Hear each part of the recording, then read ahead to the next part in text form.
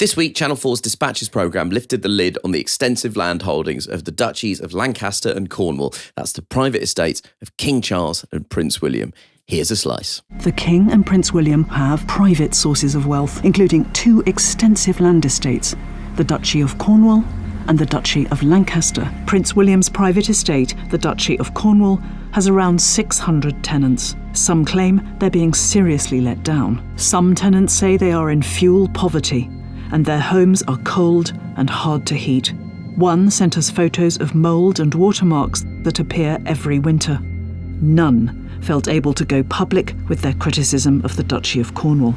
The programme reveals details on the income from a number of land holdings across the country, which have famously been kept secret from the public. The King and Prince William do not pay any corporation tax on the millions of pounds of income they make from their assets, including charging for river crossings, toll bridges, rental of churches, pubs, village halls, underground mines, car parks, rental homes and wind turbines. In 2023, the Duchy of Lancaster, owned by the King, made a £26 million profit, while the Duchy of Cornwall, owned by Prince William, made £24 million. The King and Prince William do voluntarily pay income tax of 45% from the money taken out of their estates, but the last time the King declared his taxes in 2022, this amounted to only about 25% of the total profits of the duchy.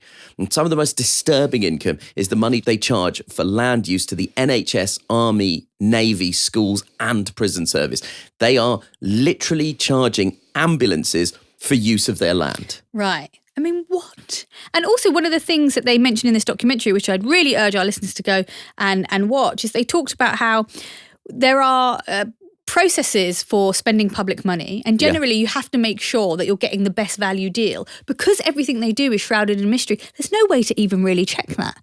There's no way to check that we are getting good value by paying the King money to park ambulances on his land. But also there's two quite huge pieces of sort of hypocrisy with two of the things that they're both closely associating themselves with. So Prince William is actually at the moment working on a massive drive to try and end homelessness in this country. And a big driver of homelessness is people being forced to move out of homes that are unfit to be lived in. And the idea of somebody trying to remedy homelessness whilst also themselves being a slum landlord is pretty depressing. Previous PSUK guest, Kwejo Tweneboa, who has written a brilliant book about housing in the UK and does brilliant work around this issue, tweeted his disgust at all of this, saying, "The images are not just disappointing, they are disgraceful and wholly indefensible. Whether it's the Duchy, a private landlord, or a social housing provider, no one should be allowed to keep tenants in unlivable conditions." And also, King Charles is such a public supporter of eco-conscious and environmental issues. But between him and William, they own 2,682 mines. Mining rights and drill sites have continued to sell rights to mining companies to dig up minerals, including in areas of outstanding natural beauty like the Tama Valley. Listen, I don't think I can say the things that I think right now. I genuinely don't think it is... Yeah. Professionally if you ever want to work or on TV personally again. wise. It's not even work on TV. I think that may have sailed anyway.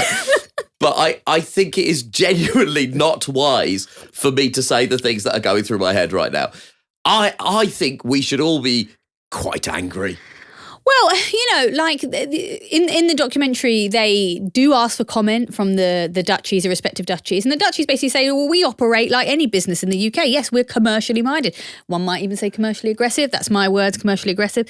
And that's fine. But companies that are commercially aggressive must pay corporation tax. That's the bare minimum. And they're circumventing those rules. Too many loopholes made for them. One thing I also thought was really mean. So King Charles, he is, at least nominally, the head of all the armed services. Yeah. He is, I understand, the Admiral of the Fleet and the Marshal of the Royal Air Force.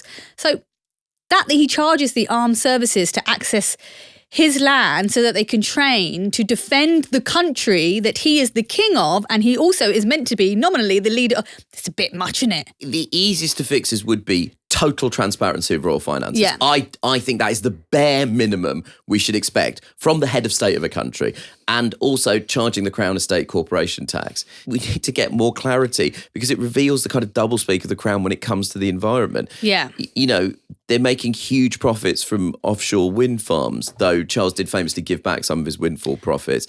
The programme also shows how a beach was ruined by developers leased out by the Crown. So, you know, there's a lot of mixed messaging coming through here. On the transparency point, I think you're absolutely right. I think you've hit the nail on the head. You know, there's a really amazing interview in the documentary, and I know I really must emphasise, please do go and watch it, where they interview the Liverpool City Region Mayor, Steve Rotheram, and they talk to him about some of the fees that the council incurs because they send their water taxis onto land that is owned by the Duchy. And he did not even know. The mayor didn't know. There's so many ways that they're being finagling money from the public purse, not to mention the money we give them anyway, which has gone up. Labour have set up an Office of Value for Money. First one. Royals? ? Anyway.